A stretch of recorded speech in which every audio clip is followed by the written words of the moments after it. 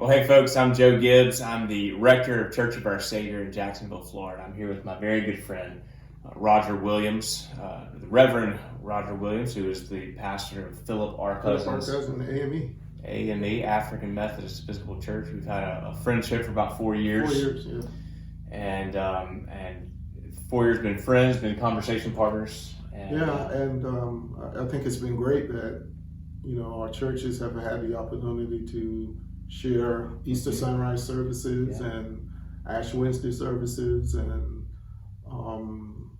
really have opportunity to go back and forth between our two congregations for those various services, and that's been good. Yeah, it has. I've loved watching you guys a little bit on Sunday mornings and tune in there and for some Bible study.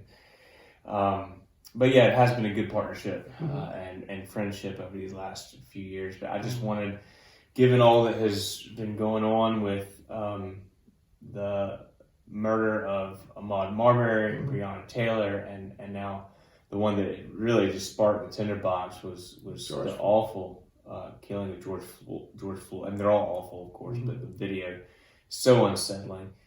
And I just wanted really to begin by asking you personally how you're doing, and what emotions have you been feeling as these weeks have unfolded? Well, the video was definitely very difficult to watch, and I think it has struck a nerve with a lot of people across racial lines, ethnic, just to see the manner in which that police officer knelt on the neck of Mr. Floyd is something that is very, it's very raw, and it just has sparked just feelings of outrage around the country, in not only the African American community, but a number of the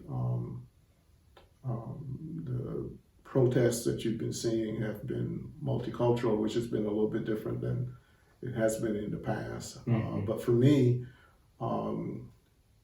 just watching it and trying to, I guess maybe I'm still processing, because like you said, there've been sort of a series of murder, the murders, and it's been tough.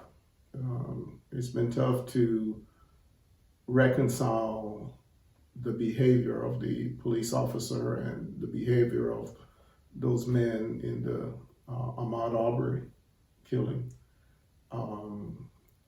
The Breonna one, I think it was in Tennessee, Kentucky.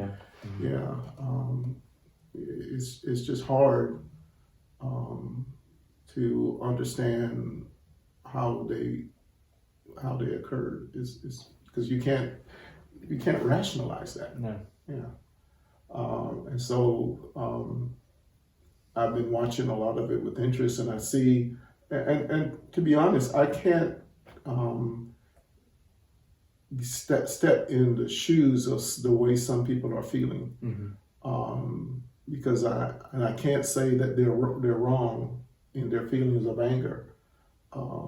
Again, because of the way things have happened in this society, and how you've seen these kinds of cycles over the years, and you wonder at the end. For me, I'm one of those persons where I think we've been doing a whole lot of talking and not enough action. There's not been enough of this. And when I say talking, more of let's raise a committee. Like I just heard in the city of Jacksonville, we want to do a committee, and one of the African American city council person said, "We've had enough committees. When are we going to actually? What will cause us to bring about change?" And when you hear people say Black Lives Matter, and then you hear the response, "Well, all lives matter." I wanted to ask you about that, and so thank you. I mean, I keep going with that. I wanted to, because most people think, well, if Black Lives Matter, I mean, don't just say yeah, Black but it's Lives not Matter, a- but all of it. yeah. So help us understand. Yeah, that's and I think that's not. It's not about that. No other person's lives matter. Right. We understand that. Mm-hmm. But the thing about it, I think I was watching on Facebook, Mm-hmm. and a friend said it's like we all have houses, and all houses matter, right? But when the fireman comes, the fireman doesn't turn the hose on all the houses. He turned the hose on the house that's on fire. Right. And so if your house, Yeah. I thought that was a great good. analogy. Yeah, If your house isn't on fire, then you're not going to need the water hose. But our house is on fire because in this community or in this country, it seems that we're devalued.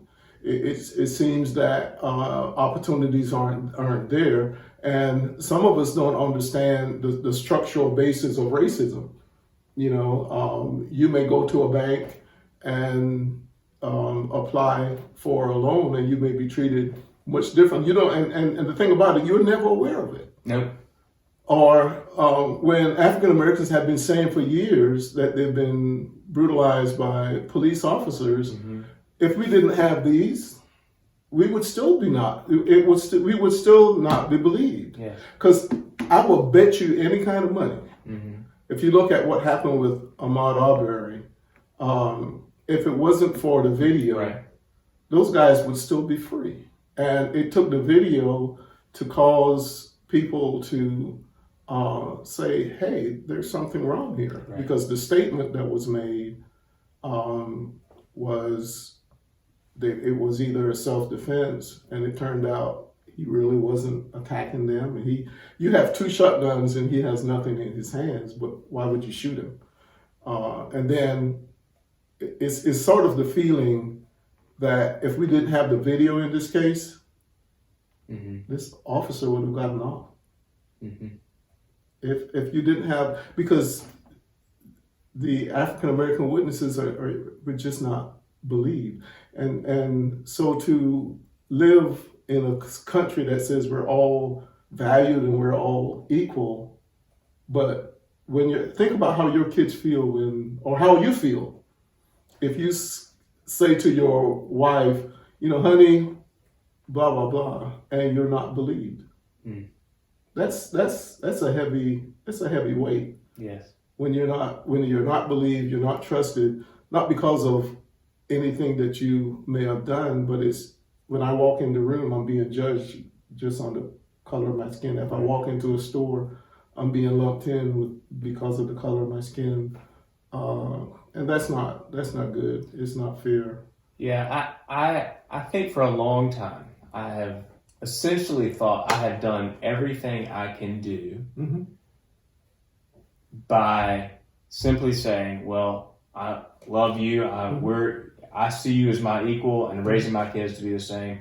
And that's kind of, I feel like I've done my duty, and I feel like what it's clear is that's really not enough from a systemic. I mean, it is the first step and a vital first step, but I think that there's so much more to battling injustice than just me saying, "Well, I've kind of taken care of my business." Yeah. And think about how I think you and I had this conversation before at one of our lunches where we may see our kids growing up, and there's a wonderful video on Facebook where these two kids, one African American and one white, they haven't. It's like they went to middle school together, elementary school or nursery school or daycare or whatever, and they see each other and they run across the sidewalk. And then if you fast forward 10, 11 years forward, society pushes them, not in all cases, but it's sometimes the teaching of our society is that love and friendship that they had at that age kind of becomes pushed apart because of I don't know, it's craziness. I don't know, but we have to. We can't be comfortable where we are. And you said the challenge for you. You have African Americans in your congregation, and I know listening to me, but also listening to them and their thoughts on this process. And how do you balance preaching? And you're not saying, well, you say, well, should we march on the precinct, or should we? How do we, as Christians, when you view Paul's words that we're all, Jew, Greek, slave, free, we're all one, but society doesn't view it that way, and there's a lot of anger about that, because people are very frustrated. When you look at another issue, you look at COVID-19 and the impact on how it spread in the African American community. I think you were saying in Michigan, I was listening to Governor Whitmer, where she said like maybe the population is like 16% African American, but there's 40% of the deaths. And how do we rationalize that when you may say structurally African Americans are living in that society, maybe in apartments or housing that brings people closer together, that aids the spread. Or they weren't able to stay home because their jobs or wherever they had to go into work. Right. Yeah. And so it's a lot of those structural things that, again, going back to the city is trying to bring about some changes, but how do we as individuals, I can pound on the table or I can scream, but is that much better than you and I having a conversation and you seeing me for who I am? And as I share, as we've talked about before about our kids, the same aspirations you have for your children, I have for mine. Right. And some people think that we're a lot more alike than we are different. Sure. But again, because we, Mandarin is separated from downtown by X number of miles. But how often do we say, I know someone that is different from me, do I have lunch with someone that doesn't look like me? Do I understand that what I'm seeing on television may sometimes be manipulated? Because a lot of the videos that we're seeing is about the fire and the cars, but like yesterday, they said there's some very peaceful demonstrations, and then our Constitution allows us the right to peaceably assemble to air our grievances, and I think that we get again caught up with the images and the manipulation of politicians and the media too, probably. I would think. But how do you respond to the riots? Do you think that's antithetical to the message of peace that we need, or do you think finally this will get their attention? I don't think it'll. I don't think it changes. I think the riots are. Dr. King said the riots are part of those who are unheard. So that's an expression, and people say, well, they're burning their own stores and they're burning, but what do we value in this country? I was listening to NPR on my way here, and it says we value property over the life. We've had a number of lives that were lost, and it seems that has not brought about the change, but we fuss over a building that's going to be either you have insurance, it's going to be replaced, but you can't. George Floyd is lost to his family, and to listen to the stories about him in Houston, he seemed to have been a great guy. He had a great ministry. He was a father figure. They said that a pastor said yesterday that he would, when he first started his ministry, he said, I could go to the doors and knock, maybe 5 people might come out. George Floyd would go and 100 would come. That's the kind of personality he had. And so that's why I said I can't necessarily put my feet in the place of those who are burning, because part of it too is that some of these peaceful protests are being infiltrated by persons who are out to not about the cause. Yeah, not about the cause. Right, they're there for something else, and so we have to separate all of this. My thing is, when it is all said and done, are we going to wait for, we go back to where we were before, where we're comfortable, and the next shooting or the next kneeling or the next, whatever it is, to be at a higher level to cause another shock and another explosion. From Rodney King, 92, some 18, 20 years ago now, to George Floyd, does he become just another name in the string of these kinds of events? And, we go back to, well, we need more law and order, we need more this, we need more that, and things remain the same. Power does not give up its, that old saying, power does not voluntarily give up power. And so power and privilege and the ways to make change in this country, how do you do it?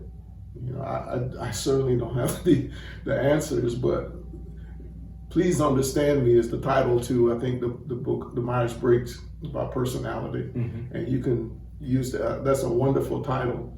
Please understand me as to why I'm angry, or please understand me as to why I wear my hair a certain way, or please understand me. It's not that I don't, want to be educated, or I don't want to raise a family, or I don't want to, but all of those things, every time I try to express myself, the powers that be or the people will say, well, if the police officer says to you, why don't you just obey? But you'll see situations where African American could walk down the street with the AR-15 and the cops swarming. A white person walks down the street with the AR-15 and no one says anything. Why is that? What is the difference? What is the difference to those guys standing in Michigan with AR-15s protesting about reopening? And if an African American group went up there and did that, they would get a completely different score. So those are the things that, and young people, and it's sometimes movements like these always start with the youth, because they listen to what their parents say, and then they see what's going on, and they ask the question, why is there still an imbalance? And sometimes we don't have the answer, because we say that's the way things have always been. That's the old fallback. It's always been that way. But it doesn't have to be, and it really takes some strength to do what you've done or what we've done.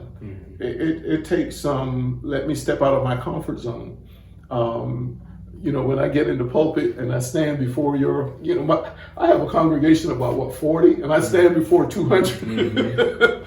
But again, very well received. Yeah, but that's it's your heart beats a little faster. But again, the willingness to be received and the willingness to be understood is wonderful. And I think in our various areas, we need to let me look at the other side. Let me see. Maybe it's not the way I think it is.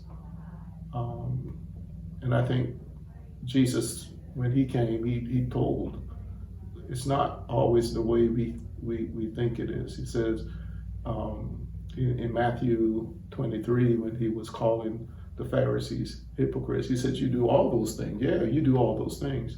But what about the more? What about the widows and the orphans and the poor and the needy? You do one, but don't neglect the other. And so sometimes we do one and we neglect the other. We neglect the reaching out, or we neglect the call. I mean, so many of the prophets call for justice, and so for a really serious position with the scriptures. You might even say, I'm going to take the Bible as the infallible Word of God, you better take that seriously, the call to justice. Right. So I wonder if you have any thoughts. I mean, I know you don't have all the answers, but I wonder if you have any thoughts about.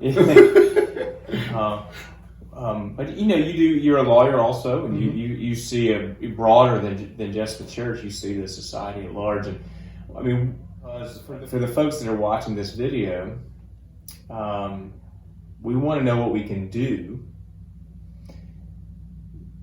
But I don't have a lot of police officers in my congregation. I have a lot of folks that live in the suburbs and go to Publix and Bible study and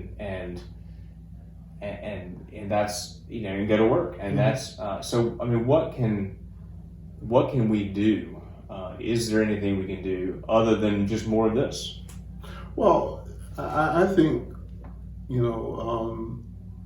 some people are marching.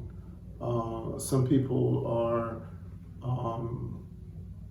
being engaged in social justice ministries like I Care, which is one of the social justice ministries in Jacksonville that looks at issues of justice and tries to speak truth to power in education and crime and talking to the state attorney and the public defender and the mayor and the school superintendent. And so we all have the ability to be engaged in the process. It's just as easily for us to go in and close our doors and go behind our walls. But if we are to be Christians should be engaged. If you talk about, you said the Bible talks about justice, Joel and Micah, and to be comfortable, I don't think is enough. But each person has to search their hearts for that. I can see George Floyd being murdered on that video and say okay, it doesn't impact me, it doesn't impact my family, but it could, and I don't know. We really have to pray and search our hearts, because I think some of us know that what we see and what we hear is really not right or true. And we should be on the side of fairness and truth. And I know people talk about how news is manipulated and people are manipulated, but we know right from wrong. Yes. I mean, we really do know right from wrong. Yeah. And I think sometimes we give ourselves the out. But I'm still trying to figure it out, Joe. Yeah. I mean, for you, when you see it, what do you think? Well, I like that. I think the first thing that comes to mind is I want to do everything I can from my platform as the pastor in this church, as one who is given to wear a collar, right. To proclaim that we're all created equal. That you are created in the image of God just as much as I am, and that I want to continue to proclaim that. I think where it gets harder to wrap my head around is, well, how do I balance that with other issues when I vote, for instance?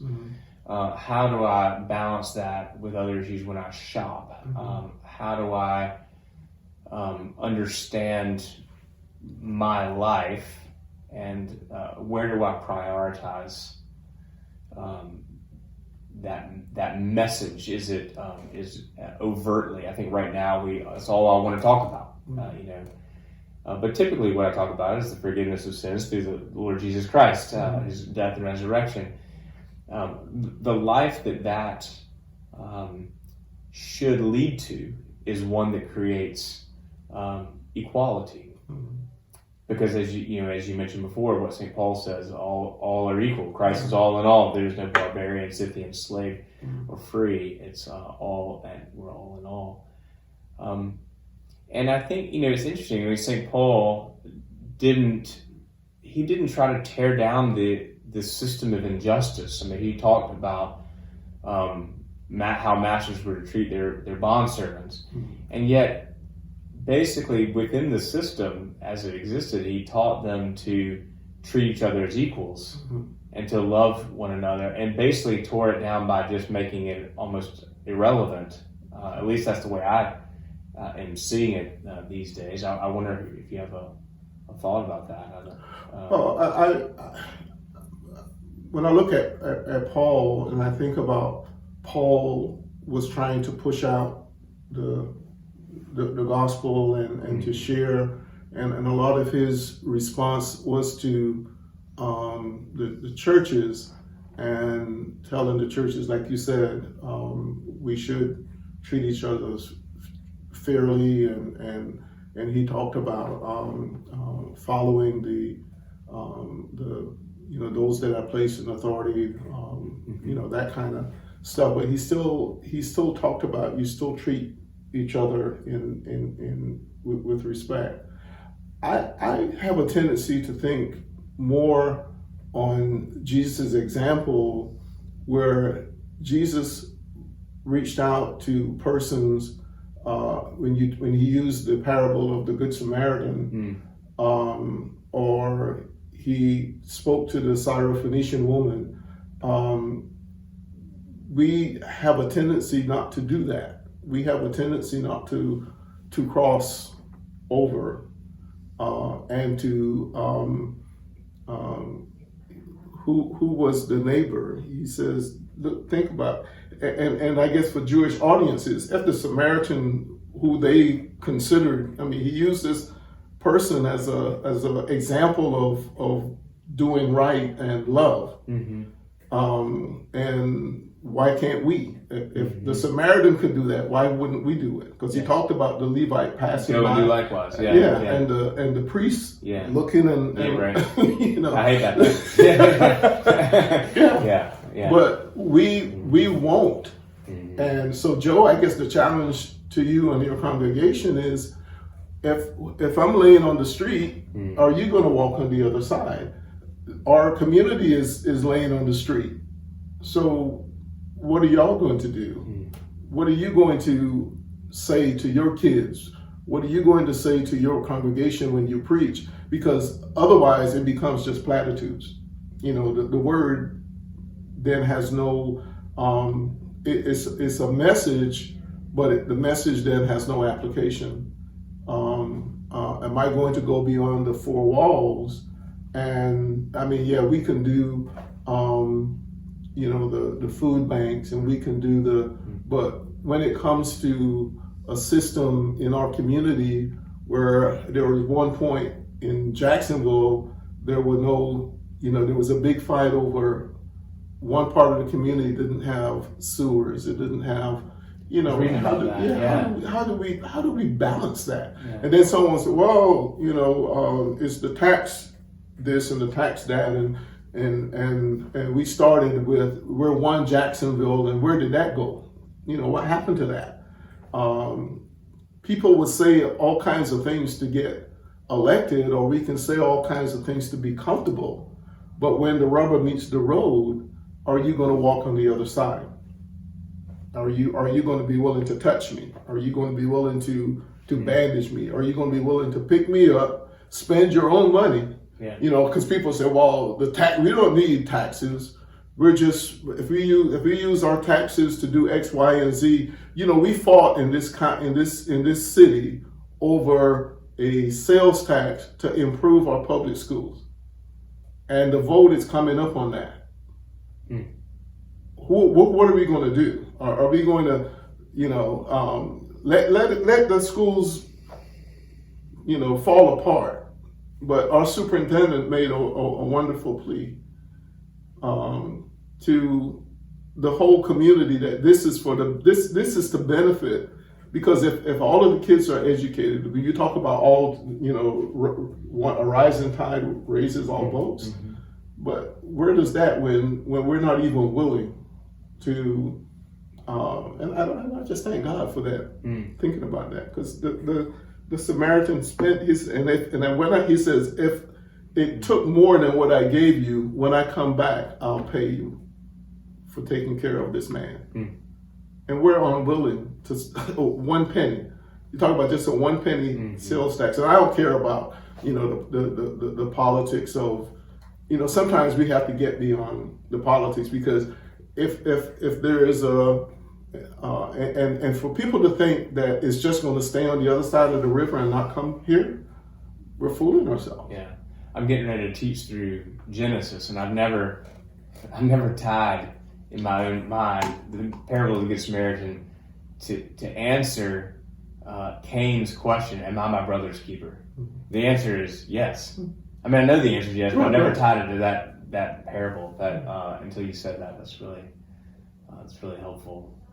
But I would say this. I mean, I feel like I'm not just speaking from my own heart, but to say from all of our people, we want to be with you right now. Like we're our friends, and we love worshiping with you. And, as I was listening to the radio this morning, a gentleman said, he's from Minnesota. He was in Minnesota, and he said, we are a minority in Minnesota. We're a minority in Minneapolis. And it's going to take our white brothers and sisters to help us. That we have to, again, try to peel away all of the boogeymen that have been used.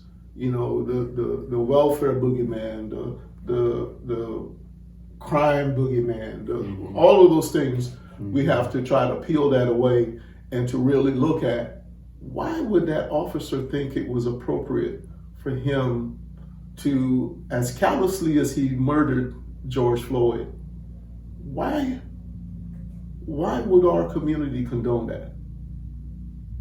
And that's why I said it was so disturbing. That video, because in watching George Floyd's daughter this morning on ABC, her dad, she says she wants to be a doctor, and so now he will never walk her down the aisle. He will never see the grandchildren, and that's really what we're hurting about. We're hurting about the callousness that takes away the humanity of a person, and we are better. We can be better. We have to be. We have to be better. Yeah. And not let ourselves be manipulated by the master of lies, because the Bible says Satan is walking around seeking out who he can destroy, and separating us as one, because we are one. We are, if you cut me, I'm going to bleed red. Yeah. Satan's way is to divide and conquer, right? And we overcome that by coming together. Yeah. Well, I know we're distant, but I'm hugging you in my heart. Me too. I love you. Love you too, brother. Yeah. Thank you. You're welcome.